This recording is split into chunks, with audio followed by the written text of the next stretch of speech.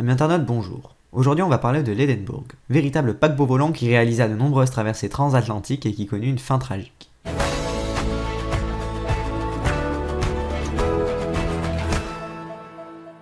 Une majorité d'entre vous ne connaissent certainement pas l'Hindenburg.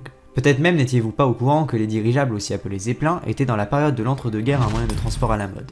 Mais avant de parler de l'Hindenburg à proprement dit, un petit rappel historique est nécessaire. Le concept de dirigeable apparaît pour la première fois vers la fin du XVIIIe siècle, mais les moyens techniques de l'époque n'en permettaient tout simplement pas sa réalisation. Et c'est seulement dans la seconde moitié du XIXe siècle que le domaine connaît de véritables avancées techniques. Ainsi en 1884, le premier zeppelin dit contrôlable, c'est-à-dire apte à être manœuvré, effectua son premier parcours de 7 km. Alors ok, on est bien loin de faire le tour du globe, mais c'est un bon début quand même. Quelques années plus tard, en 1910, un dirigeable se lance dans la traversée de la Manche, et c'est un véritable succès. C'est encore loin d'être suffisant pour allier les États-Unis à l'Europe, mais c'est déjà un grand pas dans cette voie. Puis arrive rapidement après la Première Guerre mondiale, qui fut une véritable pédale d'accélération pour le développement des zeppelins. En effet, les Allemands les ont perfectionnés afin de les utiliser pour des missions de reconnaissance et larguer des bombes. Alors c'est peu réjouissant, mais ne rêvez pas, il s'est produit à peu près la même chose avec l'aviation durant la Seconde Guerre mondiale. Peu après la fin de la guerre, Allemands, Français, Américains, Italiens et Anglais se lancent tous dans la construction de dirigeables aux dimensions toujours plus importantes, que la presse qualifiait même à l'époque de paquebots volants. Ils sont pour la plupart utilisés sur des vols transatlantiques. Ils offraient en effet l'avantage de pouvoir rallier les États-Unis à l'Europe en seulement 3 jours, ce qui est bien plus rapide que les paquebots. Ce qui explique d'ailleurs l'engouement phénoménal du public pour ces engins. Alors, lorsqu'en 1933 la dictature nazie arrive au pouvoir de l'Allemagne, Hitler et ses compars comptent bien exploiter la popularité de ces paquebots volants pour leur propagande.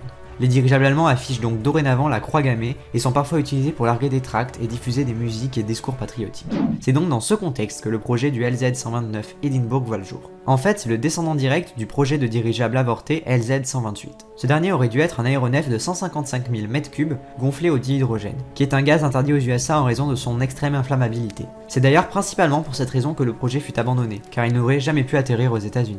Le LZ-129 doit donc être le successeur de ce projet avorté. Il devra notamment être plus grand, mais aussi et surtout gonflé à l'hélium, un gaz bien moins inflammable. Ce sera donc un engin en dimension énorme, de 46,8 mètres d'envergure, 44,7 mètres de haut et 246,7 mètres de long, pour un poids à vide de 118 tonnes, et pour un volume total de 200 000 m3. C'est en fait tout simplement le plus gros aéronef civil jamais construit. Mais voilà, ce gros ballon faut bien le faire bouger. Et pour cela ils seront installés 4 bons gros moteurs diesel de chez Mercedes. Mais seulement voilà, pour gonfler les 200 000 m3 de l'engin, il faut de l'hélium. Beaucoup d'hélium. Et l'Allemagne n'en possède pas assez. En fait, l'hélium est un gaz extrêmement rare sur Terre, et on le trouve principalement aux États-Unis. Sauf qu'en 1927, ceux-ci ont mis en place ce qu'ils appellent l'Helium Control Act, qui interdit toute commercialisation de ce gaz. Les Allemands, se trouvant donc dans l'incapacité de se fournir en hélium, prennent la décision de gonfler le dirigeable au dihydrogène plutôt que d'abandonner à nouveau le projet, condamnant de fait la possibilité que le LZ-129 survole les États-Unis.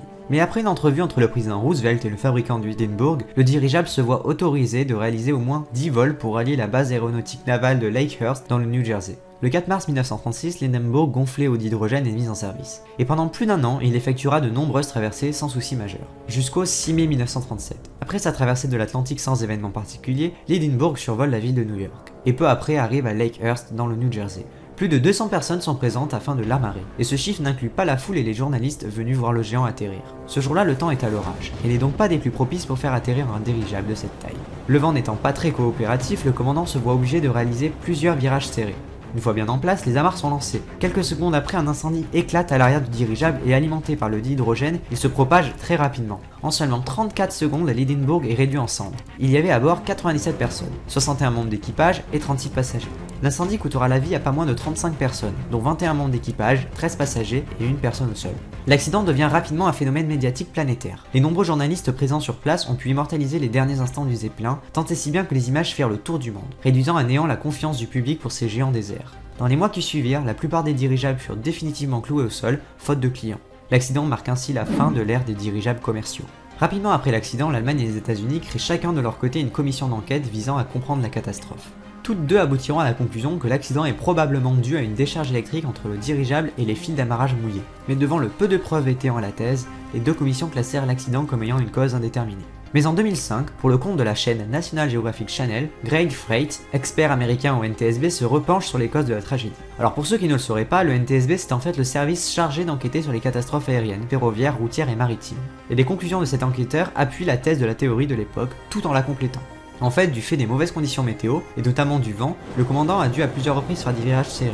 De ces contraintes mécaniques trop importantes pour l'engin, un des câbles de tension servant à maintenir l'armature métallique du ballon aurait cédé, et cela aurait perforé l'une des cellules d'hydrogène. Ce fait est d'ailleurs corroboré par le fait que des témoins affirment avoir vu des frémissements vers l'arrière au sommet de l'appareil. Durant tout le voyage, en raison du frottement de l'air, le Zeppelin emmagasine de l'électricité statique en grande quantité, et les conditions orageuses ont très certainement dû amplifier le phénomène. De ce fait, les cordes d'ancrage mouillées à cause de la pluie deviennent alors rapidement conductrices, ce qui a pour effet de relier l'armature du dirigeable à la terre et donc de créer une différence de potentiel importante entre l'armature et l'enveloppe de l'engin. Suffisamment importante semble-t-il pour qu'un arc électrique se forme, enflamme au passage le dihydrogène s'échappant de la cellule percée. Le front de flamme dans le dihydrogène se déplaçant à près de 9 mètres par seconde, cela explique aisément que l'Hindenburg se soit embrasé en seulement 34 secondes. Mais une question se pose alors. Pourquoi les flammes étaient-elles oranges alors que lors de la combustion du dihydrogène, les flammes sont transparentes? Eh bien, il semblerait que les flammes oranges soient le fruit de la combustion de la toile formant l'enveloppe du dirigeable. Si nous n'aurons vraisemblablement jamais la certitude que l'accident se soit déroulé ainsi, cette théorie reste à ce jour la plus convaincante.